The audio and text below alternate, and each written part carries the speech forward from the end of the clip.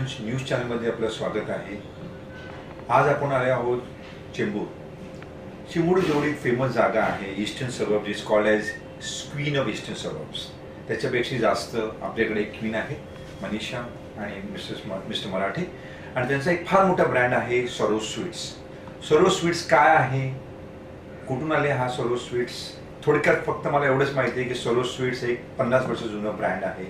आपण या दोघी व्यक्तीशी चर्चा करूया आणि जाणून घेऊया की सरोज स्वीट्स काय आहे. नमस्कार साहेब. नमस्कार. नमस्कार मॅडम. नमस्कार. मराठी साहेब, मला एक सांगा की या सरोज स्वीट्सची स्थापना, थोडंसं आम्हाला याच्यावर इतिहास सांगा. सरोज स्वीट्स हे जे आमचे दुकान आहे, हे दुकान आणि ही जी मॅन्युफॅक्चरिंग फॅसिलिटी आहे, हे माझ्या वडिलांनी सुरुवात केली. म्हणजे लेट दामोदर कृष्णाजी मराठे यांनी सुरुवात केली होती. आणि सर्वात पहिले ह्याची जी सुरुवात झाली होती ती तिलकनगरमध्ये माझ्या वडिलांनी एक त्यांचं एक छोटंसं दुकान होतं, तिथे तिथपासून त्यांनी सुरुवात केली. आणि नंतर जाता नंतर मग इथे जे आहे की आमच्याकडे आता इथे ही जी फॅसिलिटी आहे ॲट प्रेझेंट इथे चेंबूर स्टेशनच्या जवळ, तिथे हा आमचा कारखाना वडिलांनी चालू केला. आणि त्यावेळेला हे मिठाईचं दुकानही चालू केलं होतं, त्याच्याबरोबर रेस्टॉरंटही चालू केलं होतं. तर तात्पर्य सांगायचं एवढंच की ह्या धंद्याला आम्ही जी सुरुवात केली त्याला 50 वर्ष कंप्लीट झालेली आहे. पण म्हणजे 50 वर्ष कोणत्याही गोष्टीला चाललेलं फार कठीण काम आहे. आणि ह्याला नाव हा जो सरोज आहे तो कोणाचा आहे? हो, त्या नावाच्या बद्दल थोडासा इतिहास असा आहे की हे जे नाव आहे हे माझ्या आईचं आहे. ओके. सरोज हे नाव तिचं आहे. कारण त्याच्याबद्दल असं सांगायचं की वडिलांना माझ्या एका ज्योतिषीने सांगितलं होतं की जर आईचं नाव तुम्ही ठेवलं, तर तुमच्या बिझनेसचं वगैरे ठेवलं तर तुम्हाला त्याच्यात प्रचंड यश आहे. आणि खरं सांगायचं तर आज जर तसं आपण बघितलं तर खरोखरच या नावाने आम्हाला सर्वांनाच बरंच काही दिलं आहे. 100%. त्यात माझंच नाही का की कोणत्याही गोष्टीला 50 वर्ष आणलं फार कठीण काम आहे, नाही का? हो. सर, आपल्याकडे आज स्वीट्स बोलायला गेलो, हो, तर आपल्या स्वीट्समध्ये काही अशी रहस्य आहेत जर आमच्या प्रेक्षकाला सांगा. म्हणजे आपल्या स्वीट्समध्ये व्हरायटी 100% तुमच्याबद्दल आपण चर्चा करूच, पण आपल्याकडे स्वीट्सची अशी काय खासियत आपण जर म्हणतो तर नक्की काय आहे? खासियत म्हणजे ऍक्च्युली सांगायचं तर असं आहे की सर्वात पहिला ज्या ज्या काही गोष्टी आम्ही बनवतो प्रत्येक गोष्टीची माझ्याकडे रेसिपीज आहेत. ओके. ठराविक एक स्टँडर्डायझेशनची त्याची प्रोसिजर्स आहेत. जे काय रॉ मटेरियल आहे त्या रॉ मटेरियलच्या बाबतीत प्रत्येक रॉ मटेरियलचं मी सगळं रॉ मटेरियल स्टँडर्डाईज केलं.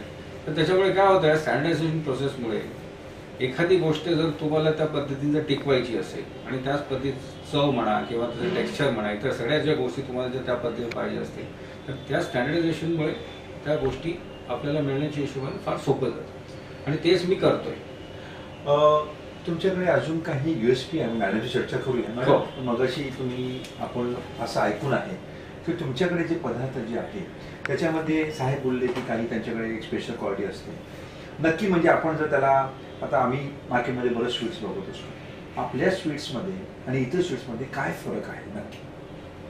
अगदी जर म्हणायचं झालं तर आमच्या स्वीट्स स्पेशल का आहेत, कारण हे स्वीट्स आम्ही जेव्हा बनवतो तेव्हा जो कच्चा माल आहे तो कच्चा मालाचाच इतका छान दर्जा आम्ही उच्च दर्जा वापरतो की, कारण जर मुळातच नसेल तर झाडांमध्ये कसं येणार.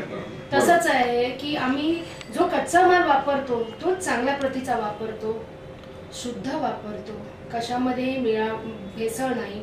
भेसळ नाही कशा करता आम्ही म्हणतो, कारण आम्ही जो माल घेतो जरी तो चांगल्या प्रतीचा असेल तरी सुद्धा तो आम्ही लॅबमध्ये टेस्ट करून घेतो. म्हणजे तुमचं साखर असेल, मैदा असेल, बेसन असेल. तुमचं असं म्हणणं आहे की तुम्ही क्वालिटीमध्ये फार लक्ष ठेवता. तुम्ही जसं म्हणताय की तुमचं जे प्रोसेसिंग युनिट म्हणजे किंवा आपण लॅब टेस्टिंग जो करतो हा प्रकार मला वाटत नाही की लोक फॉलो करतील मुंबईला. कचित लोक फॉलो करतात. आणि इनफॅक्ट आमची दुधाची आम्ही इनहाऊस लॅब आमची तयार करतोय की जिथे आमच्या डोळ्यासमोरच सगळ्या गोष्टी घडते. एक मिनिट, ह्या गोष्टीपासून लोकांना आपण गंभीरपणे बोलू शकतो की सरोज स्वीट्स एवढे कॉन्फिडंट आहेत की सगळ्या गोष्टी लॅबवर टेस्टिंग करत होते एवढं वर्ष, आणि आता स्वतःचे एक इनहाऊस लॅब टेस्टिंग टाकणार आहेत. मनीषा मॅडम, आता आम्हाला भरपूर कलर दिसतात मार्केटमध्ये. काही बघा पिवळे आहेत, काही असे वेगळे नारंगी आहेत.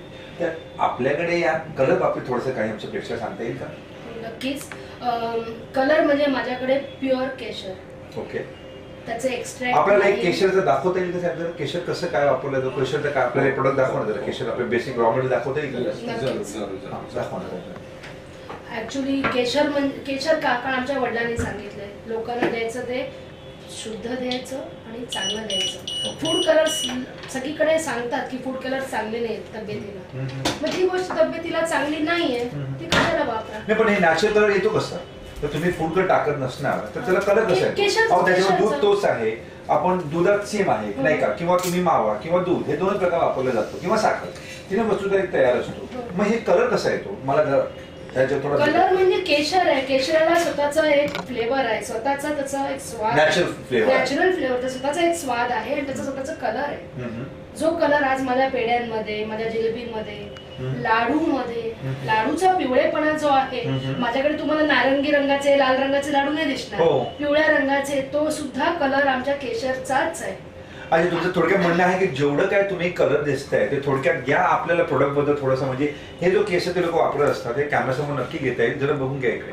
इथे यांच्याकडे असं केशर आहे, इकडे त्या केशरच्या इंग्रेडियंट्समुळे हा सगळा कलर दिसतो. केशरमुळे येतो. आणि ते पण केशर उच्च प्रतीचं आहे, इराणचं केशर आहे. ते सुद्धा आम्ही लॅब मध्ये चेक करूनच घेतो. कारण कधी कधी केशरामध्ये सुद्धा डुप्लिकेट येतात, पण नाही. आम्ही ज्यांच्याकडनं माल घेतो एकदा ते रिलायबल सोर्सेस आहेत. असं नाही की आज यांच्याकडनं घेतला उद्या त्यांच्याकडनं घेतला, नाही. आमचे फिक्स आमचे वेंडर्स आहेत त्यांच्याकडून आम्ही घेतो आणि परत ते घेतल्यानंतर सुद्धा आमच्या खात्री करता आम्ही ते लॅबमध्ये टेस्ट करून घेतो. म्हणजे थोडक्यात जर म्हणायला गेलं तर ह्यांच्याकडे संपूर्ण जे काय प्रोडक्ट आहे ते प्युअरली प्युअर आहे. आणि मला 100% माहिती आहे की आपण काही वस्तू मगाशी खाल्लं होतं एकदम 100% pure, so genuine. I mean, I can tell people come again to this sweet shop and keep on munching here. Madam, आपल्याकडे थोडंसं आपण काही पदार्थाबद्दलचे जे मेनू आपण सांगता येईल का तुम्हाला पेढ्यांमध्ये? हा, आणि तुम्ही कलरच्या बाबतीत बोललात ना, ते पॉइंट सांगायचं राहिला. आम्ही चांदीचा वर्ख पण नाही वापरत. हा, तो काय प्रकार आहे? चांदीचा वर्ख मिठाई खूप छान दिसते. लोक चांदीचा वर्ख वेगळ्या वेगळ्या प्रकाराने प्रमोट करतात. चांदी खावी, तब्येतीला चांगली असते, अगदी 100%. पण आपलं मुंबईचं वातावरण आहे, या वातावरणामध्ये चांदी काळी पडते. बरोबर, ऑक्सिडाइज झालेली गोष्ट खाणं चांगलं का नाही, कोणी काळं पण खाणार आहे. एक्झॅक्टली. सो म्हणून ना आम्ही वापरत नाही चांदीचा वर्क. आणि माझ्याकडे त्याच्यामुळे कस्टमर तुम्हाला तक्रार करत नाही मॅडम, तुम्हाला तो कलर दिसत नाही. अरे कस्टमर उलट आम्ही जर चांदीचा कलर हे वर्क लावला तर ते आमच्याकडे येणार नाही. But that you require confidence and what you call also. I would like to add one more thing. As far as these products are concerned, आता याची चवच आहे मुळात प्रत्येकाच्या मनामध्ये आता एवढी भिजली गेली आहे की नुसता पेढा खाल्ला तर तो सर्वोच्च आहे. त्यांनी डोळे मिटून किंवा जर त्यांना कुठच्या वेळेला तुम्ही ठराविक काय गोष्टी तुम्ही द्या तर ते म्हणतील की हे सरोज मधलंच आहे का, हा प्रश्न आधी विचारला. 100% कॉन्फिडन्स लोकांना आहे. म्हणजे समजा मी असेच पेढे मार्केटमध्ये घेतलं, दाखवलं की हा पेढा मी सरोजचा आहे, दोन्ही सांगितलं दोन्ही सरोजचा आहे, तर त्याला डिफरन्स करता येतो. 100% करता येईल. जो आमचा रेग्युलर खाणारा आहे तो बोलेल की हा सरोजचा आहे. कारण ह्याच्यामध्ये बरंच क्लायंटेल आमचं असं पण आहे की जे लहानपणापासून तर कुठेही गेले जगात, कुठेही गेले तरी कुठेही तुमचा माल जातो असं ऐकून आहे. हो की नाही? सर, आपण आता मेनू मध्ये थोडंसं बोलून घेऊया की आपल्या पेढ्यांमध्ये बरेच व्हेरायटीज आहेत नाही का? आता ह्या पेढ्यांमध्ये थोडंसं काही आपल्या पेढ्या व्हरायटी सांगा. आमची स्पेशालिटी म्हणजे आमचा मलाई पेढा आहे. थोडं पाणी सुटते थोडंसं. मलाई गुलकंद पेढा आहे. हा, गुलकंद पेढ्याबद्दल काय नवीन ऍडिशन आहे? हो, त्या पेढ्यामध्ये गुलकंद आहे, पण ते गुलकंद पण खूप म्हणजे ती टेस्ट फार युनिक आहे. ती खाल्ल्यानंतर तुम्हाला कळेल की ते काय आहे. ते असं एक्सप्लेन करून नाही येणार. त्याच्याकडे तुम्हाला यावं लागेल आणि आमच्याकडे येऊन तो गुलकंद पेढा 100% काय रस आहे. दुसरी गोष्ट अंजीर पेढा आहे. माझा प्रत्येक पेढा जो आहे तो वेगळा वेगळा पेढा आहे. तो तुम्हाला खाल्ल्यानंतर पेढा नाही, अंजीर पेढा, मलाई पेढा, गुलकंद पेढा, सातारी कंदी पेढा, सफेद गुलकंद पेढा, प्रत्येकाची एक युनिक अशी टेस्ट आहे. पण मॅडम असं तुमच्या तुम्ही स्पेशल टेक्नॉलॉजी फूडमध्ये आहात, तुम्हीही याच्यामध्ये फार मोठं तुमचं योगदान असतो. पण अशा वेळी काही वेळा तुम्हाला असे लोक हो माने साहेब तुमचं तरी थोडंसं जास्त आहे असं वाटत नाही, असं लोक तुम्ही बोलत नाही का?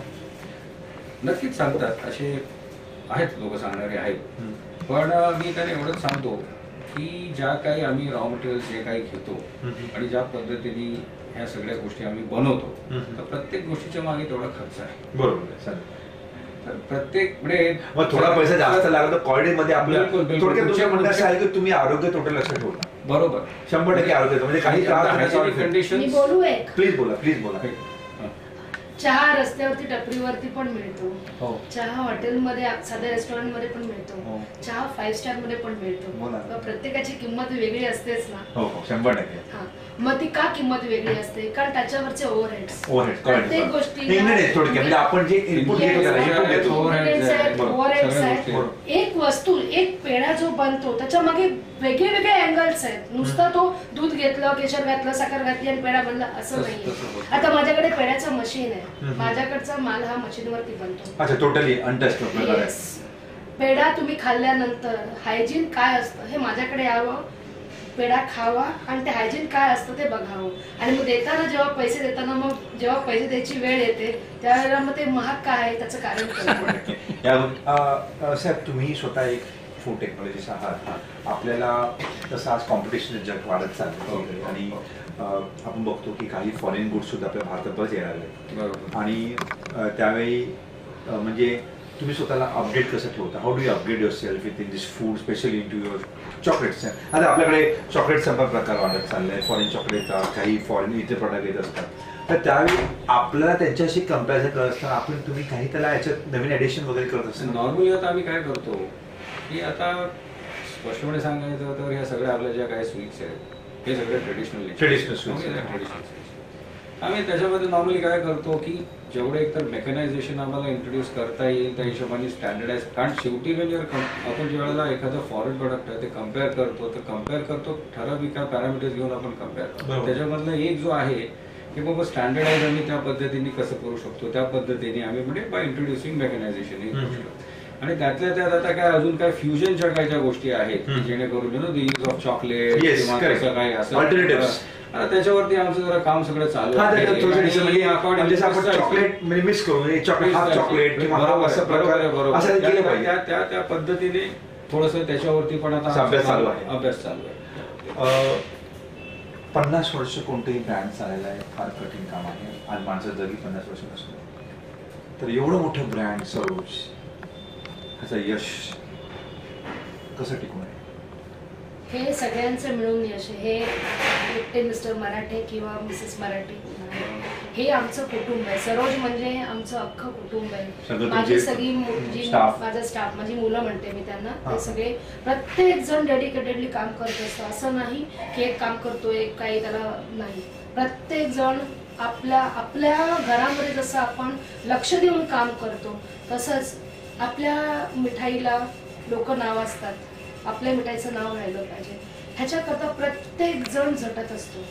त्यामुळे हे यश टिकवणं फार सोपी गोष्ट नाही पण फार कठीण गोष्ट नाही. कारण जेव्हा प्रत्येकाला जेव्हा वाटतं, आतून वाटतं की आपण केलं पाहिजे, आपलं नाव राहिलं पाहिजे आणि त्याच्याकरता आपण काय केलं पाहिजे ते प्रत्येक जण करतोय. आणि म्हणून आज हे नाव टिकवून आहे की जेव्हा आपण एखाद्या चांगल्या इच्छेने एखादी गोष्ट करतो तेव्हा तिला सक्सेस नक्कीच असतं. म्हणजे थोडक्यात म्हणजे आपण ज्या प्रेमने किंवा भावनेने काम करतो त्याच्यामुळे आउटपुट नक्की 100% चांगलं होतं असं तुझं म्हणणं थोडक्यात. लोक जेव्हा मला विचारतात मॅडम तुमची मिठाई ना वेगळी आहे, वेगळी म्हणजे त्याला कमर्शियल टच नाहीये.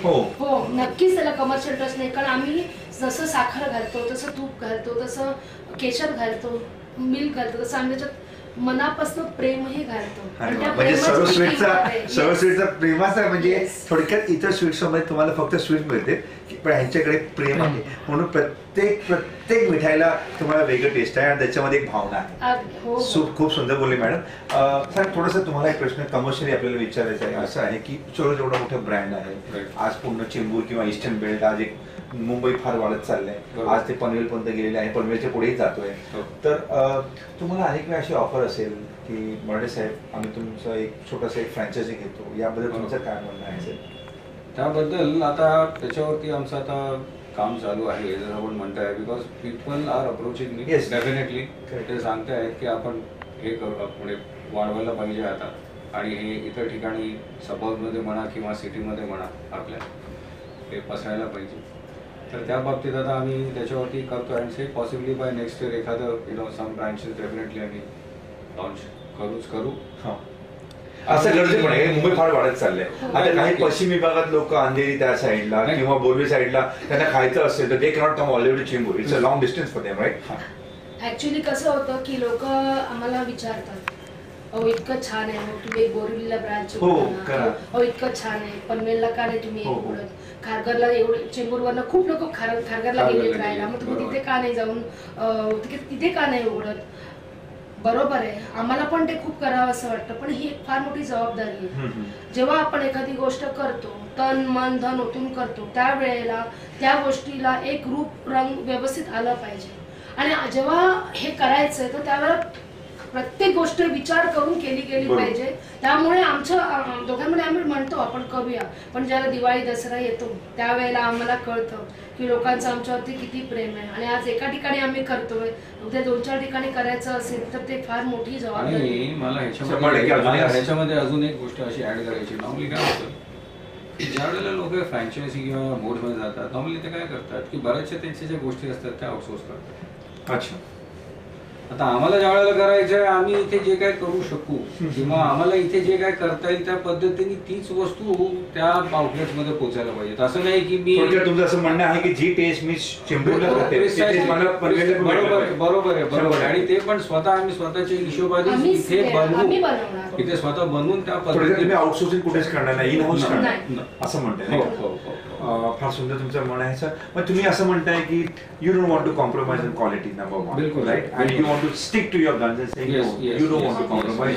Let customer come from far off also, but they want to give Swaroop Sweets in a very genuine fashion. Right, absolutely. Isn't it, sir?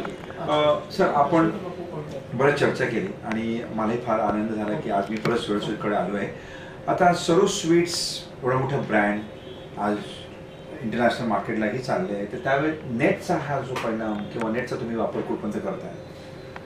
आमची एक वेबसाईट आहे swaroopsweets.com, ज्याच्यावरती ऑनलाईन लोक बुकिंग करू शकतात. म्हणजे बुकिंग येतात कशी? आता जस्ट रिसेंटली लॉन्च केली आहे मी. ओके. आम्हाला थोडेसे काही बुकिंग मिळाले पण आहेत. अच्छा. पण आता जस्ट कारण नुकतंच लॉन्च झाल्यामुळे it's going to take its own time. Okay. दुसरं म्हणजे एक ऍप पण लॉन्च केलंय. ऍप पण लॉन्च केलंय?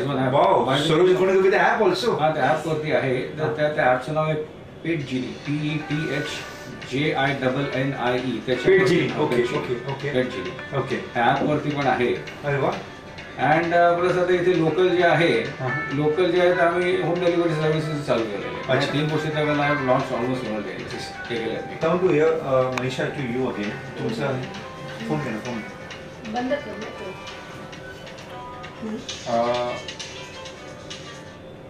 मॅडम आपल्याकडे आपण स्वीट बद्दल बोललो, तर आपल्याकडे काही फरसाणचा प्रकार सुद्धा आहे का? हो.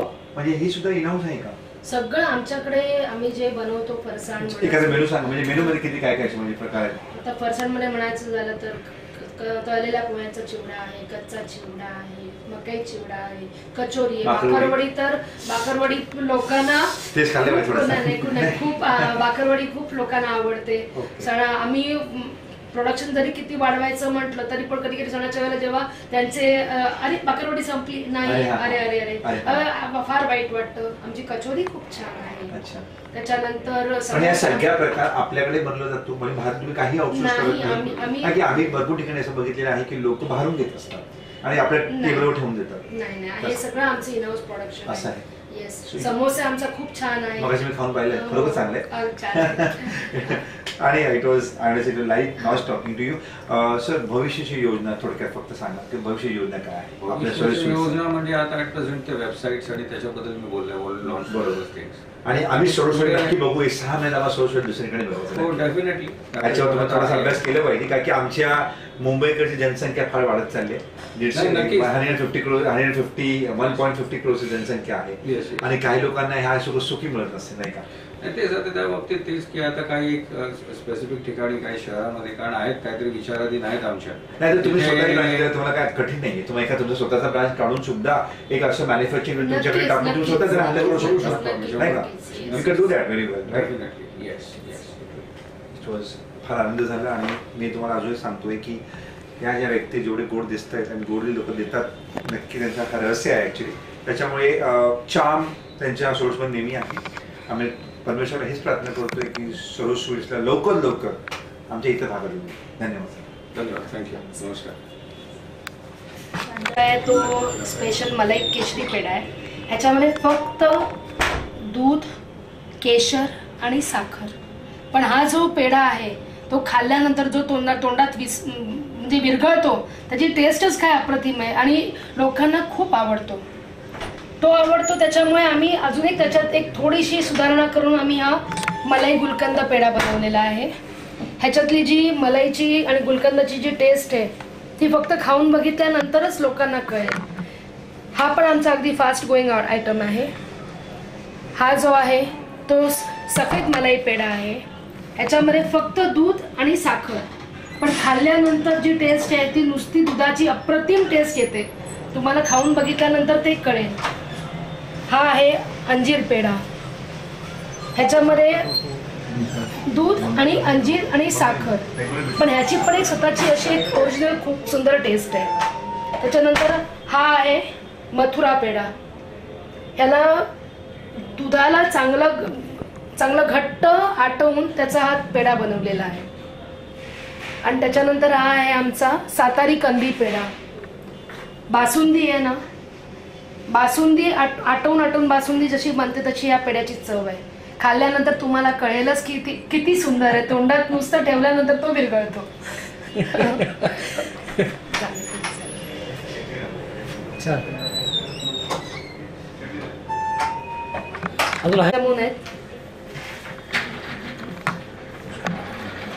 घी लाडू, सोनपापडी म्हणजे आमचं एकदम फास्ट गोईंग आयटम आहे. सोनपापडी ही काजू कतरी वर्ख नसलेली पण लोकांना तितकीच प्रिय ते आहेत. गुलाबजामुन आणि ही गरमागरम जिलेबी, कलर नसलेली केशर असलेली. हा मलाई टोटा आहे. ही आमचा फास्ट ग्रोईंग आयटम आहे. खूप सुंदर आयटम आहे आणि लोकांना शक्तिवर्धक म्हणून सुद्धा आहे. ह्याच्यामध्ये जे इन्ग्रेडियंट्स म्हणजे गव्हाच्या सत्वापासून बनवलेली ही मिठाई आहे. एक पीस खाल्ल्यानंतर तुम्हाला सगळं न्यूट्रिशन या मिठाईमधनं मिळेल आणि प्युअर तुपामधली आहे. शुद्ध तुपातली ही मिठाई आहे. हे गोड खाल्ल्यानंतर तिखट ऑफकोर्स समोसा हा पण अतिशय सुंदर आहे. खरं तर मानतात तुम्हाला येऊन इथे खाऊन बघितल्यानंतर प्रत्येक गोष्टीची चव कळेल. असं बघून कळणार नाही. बघून ते यम्मी दिसतच आहे. त्याच्यानंतर आहे बंगाली मिठाई. ह्याच्यामध्ये रबडी आहे, त्याच्यानंतर फिरणी आहे, राजभोग आहे, अनारकली आहे, चमचम आहे, बदाम सँडविच आहे. त्याच्यानंतर आहे हे मलाई सँडविचचे वेगवेगळे प्रकार. ह्याच्यात strawberry sandwich, mango sandwich, plain मलाई सँडविच असे हे मलाई सँडविच बंगालीमधलेच ही सुद्धा मिठाई आहे.